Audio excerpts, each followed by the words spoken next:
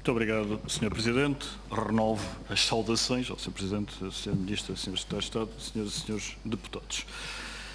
Sra. Ministra, começou a sua intervenção referindo o genuíno gosto de estar aqui. Eu queria, em primeiro lugar, retribuir-lhe, dizer que é de facto um gosto tê-la nesta que é a primeira audição da Sra. Ministra nesta Comissão. Tanto mais que a Sra. Ministra não ignora que tem, enquanto Ministra da Justiça, um legado de crispação inaudito. Eu, aliás, no verso da Folha, onde estava a fazer uns apontamentos, reparei: magistrados cortam relação com o Ministro da Justiça, a antecessora, obviamente, que chegou a este ponto nunca visto, de terminar o seu mandato de relações cortadas com a Associação Sindical dos Juízes Portugueses, com o Sindicato dos Magistrados do Ministério Público, com a Ordem dos Advogados. E tudo isto num setor onde todos nós reconhecemos o consenso deveria ser uma prioridade, visando a estabilidade das opções legislativas com efeitos estruturantes, o que manifestamente não sucedeu, e o percurso e a personalidade de Vossa Excelência, Sra. Ministra, atestam que, para bem das relações entre o Governo e o Parlamento, e quando eu digo o Governo e o Parlamento, falo também com as oposições, será, obviamente, auspicioso, e é isso que, por isso mesmo, eu refiro o genuíno gosto que tenho em estar hoje a discutir estas questões. Relativamente, tinha algumas questões, algumas foram já afloradas pelo Sr. Deputado Carlos Peixoto, do PSD, que me antecedeu, e aliás eu começava por algumas questões, registando que, da parte do PSD, há um afloramento crítico que desperta de um torpor de 4 anos e, compreensivelmente, um sono tão prolongado tenha alguma obnubilação na visão. E é por isso, só por isso é que eu posso compreender que na sua intervenção tenha referido que as observações relativamente a medidas alternativas à prisão sejam crítica ao decisor judicial, porque desde logo o Sr. Deputado, e eu sei que o Sr. Deputado sabe, por isso é que eu disse que tem uma visão obnubilada, esqueceu-se momentaneamente que hoje, por exemplo, a lei não permite que a prisão subsidiária à multa seja cumprida em domicílio. O mesmo vale para os casos de revogação de suspensão e o mesmo que vale, por exemplo, para os casos de revogação da prestação em favor da comunidade. Tudo isso são alterações legislativas que podem e devem ser feitas e que desaguarão em medidas alternativas à prisão efetiva, e a Sra. Ministra também adiantou o reforço dos meios eletrónicos e, portanto, tudo isso, medidas administrativas ou legais que visam combater a sobrelotação das prisões, e era uma questão que eu diretamente colocava à Sra. Ministra, digamos, qual a perspectiva sobre a situação prisional, porque para além da sobrelotação em si, que é em si mesma um problema grave do sistema português, também a degradação acentuada no último quadriênio das condições de vida nas prisões. Relatos que nos vão chegando e são facilmente intuíveis, quer dizer, se houve cortes generalizados no funcionamento dos vários serviços, é fácil antever o que é que acontece num meio fechado e naturalmente opaco, e portanto mereceu, aliás, por parte da senhora anterior Presidente da Assembleia da República, uma deslocação a um estabelecimento prisional e uma série de diligências que reconheça-se, manifestando sempre a preocupação com essa realidade, e, portanto, era também essa informação que eu solicitava, mesclando-a com outra, que é também, e chego nos ecos, de uma subdotação de guardas prisionais. Eu sei que a Sra. Ministra não fará como a sua antecessora, que acusava os guardas prisionais de receberem horas extras a dormir, e, portanto, não o fará, mas reconhecerá, creio, que há neste momento uma rácio de preso por guarda que não propicia propriamente as melhores condições de segurança no sistema prisional, e, portanto, recorrentemente vamos tendo aflorações que felizmente não passam disso, mas conviria atalhar, e era nesse pressuposto que eu colocava essa questão. Quanto ao mapa judiciário, voltamos obviamente a questões de consensos que foram quebrados na anterior legislatura. Tempo houve em que o PSD, aliás pela pena de ilustres dirigentes, reconhecia a vantagem de fazer coincidir os distritos judiciais que fossem alinhados noutros dois, Nós mantivemos sempre esse entendimento, não foi esse o entendimento da ministra anterior, mas como todos nós reconhecemos, o sistema não comporta abalos sistemáticos e, portanto, responsavelmente, e como a senhora ministra referiu, o que se pretende fazer é uma intenção corretiva sobre o mapa que foi implantado, por forma a respeitar, em primeiro lugar, os utentes da justiça, mas também os operadores que precisam de estabilidade, e essa estabilidade deve ser feita. Quanto à intenção corretiva, devo lhe dizer, senhora ministra, partilhar algo que suscitou alguns sorrisos aqui do Sr. Deputado Jorge Lacão, que eu googlei Ministra da Justiça e autarcas e apareceram-me duas notícias. Uma que diz que a Sra. Ministra recebeu no passado dia 18 e 22 de fevereiro 14 Presidentes de Câmara, e isto é uma notícia de 29 de janeiro, e cotejo com outra que 400 autarcas protestam frente ao Ministério da Justiça, ou seja, 400 autarcas manifestaram a sua indignação por não serem recebidos pela anterior Ministra da Justiça. Isto diz tudo sobre o relacionamento entre as autarquias e o Ministério da Justiça.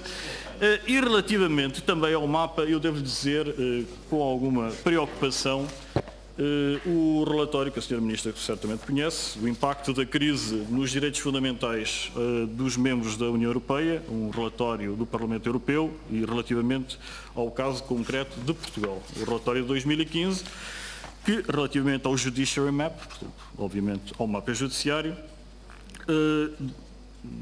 refere que se tornou insuportável para cidadãos pobres de terras pequenas do interior ter acesso à justiça em função do encerramento de vários tribunais, e portanto a Sra. Ministra, aliás, acaba de referir casos que eu também conheço, de pessoas, de casos dramáticos, desde logo, de pessoas que têm que ser levadas detidas sob pena de não terem sequer condições para aceder ao tribunal onde foram demandados ou eventualmente serão partes.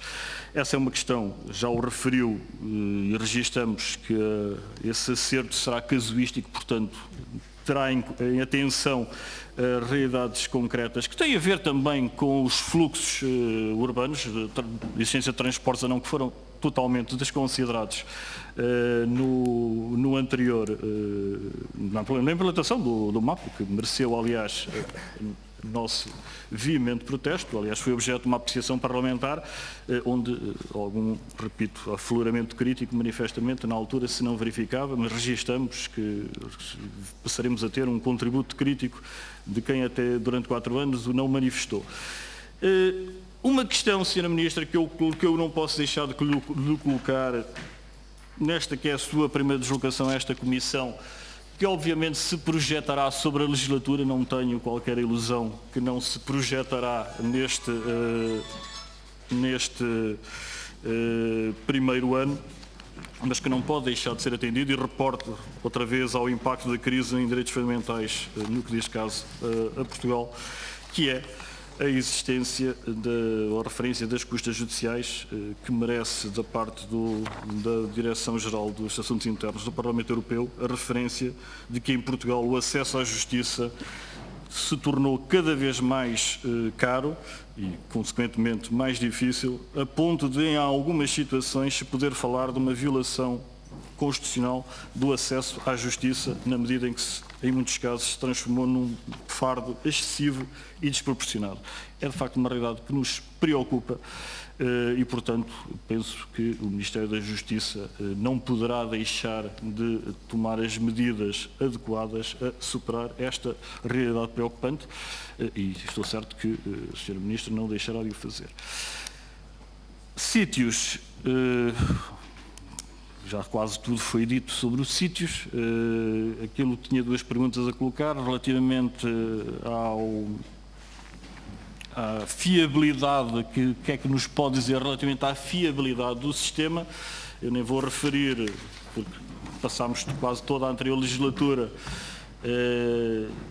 a referir algo que era mais do que previsível. Eu recordo que o chefe de gabinete da anterior ministra se demitiu ao prever o falhanço de sítios. Era por demais expectável por toda a gente que lidava com o sistema, que a sobrecarga que inevitavelmente corria o risco, não despiciando e, portanto, expectável de vir a conduzir ao que conduziu, mas a minha pergunta era uma pergunta mais concreta e transversal, que era, sendo o Simplex, e estando a decorrer neste momento a volta Simplex pelo país, o programa do Governo refere a existência de um Simplex de Justiça, se poderia, de algum modo, concretizar desde já o que é expectável vir a concretizar nesse plano. O Sr. Deputado Carlos Peixoto já referiu há pouco, e portanto o Sr. Ministro também já referiu, relativamente ao contencioso administrativo, os tribunais tributários, a Associação Sindical de Juízes Portugueses já havia denunciado a situação calamitosa, referida pela Sra. Ministra, e portanto, eventualmente, penso que o Sr. Deputado chegou a perguntar, não creio que a Sra. Ministra tenha respondido, relativamente aos concursos que parte deste recrutamento se será afeto a essa matéria, a essa área tributária, portanto, se ficamos com uma ideia relativamente a essa matéria. A falta recorrente de funcionários judiciais, que nos é referido por magistrados judiciais e magistrados do Ministério Público, é ela própria condicionante do seu próprio trabalho e, portanto, um aumento que é louvável do preenchimento de vagas de magistrados corre o risco de ficar prejudicado se não houver atenção a essa matéria. E duas questões, Sra. Ministra, que me foram suscitadas por correio eletrónico de cidadãos vários, que têm a ver com um programa que veio agora a lume no final da passada semana, relativamente à situação concreta de aplicação do PEPEX, portanto a existência, ao que julgo não assisti ao programa, confesso, mas pela descrição que me é feita, há denúncia de abusos vários ao facto de, não existindo mediação judicial, se propiciar esse sistema. Eu dou o exemplo do PEPEX como um exemplo também de falta de diálogo entre a legislatura. Eu recordo que essa proposta de lei mereceu o voto favorável na generalidade por parte do Partido Socialista, e que, não acolhendo nenhuma das sugestões, entretanto, que visam, aliás, mitigar e obstar a estes inconvenientes, tendo sido todas rechaçadas, infelizmente veio a ser aprovado apenas pelos votos da anterior maioria. Concluía apenas com uma questão que tem a ver com a existência de uma petição, que aliás corre na primeira comissão e, entretanto, ter sido instruída com um parecer da Ordem dos Advogados, que se prende com o recente aprovação do regulamento da Caixa de Previdência, que atenta à veemência da crítica da Ordem dos Advogados, ou seja, esse decreto-lei não cumprirá, atendendo à petição e em função do parecer que foi entretanto junto, nenhum dos propósitos que teria justificado a sua aprovação, e portanto, sendo um decreto-lei, a Sra. Ministra já está desperta para essa realidade e o que é que pretende fazer. Muito obrigado.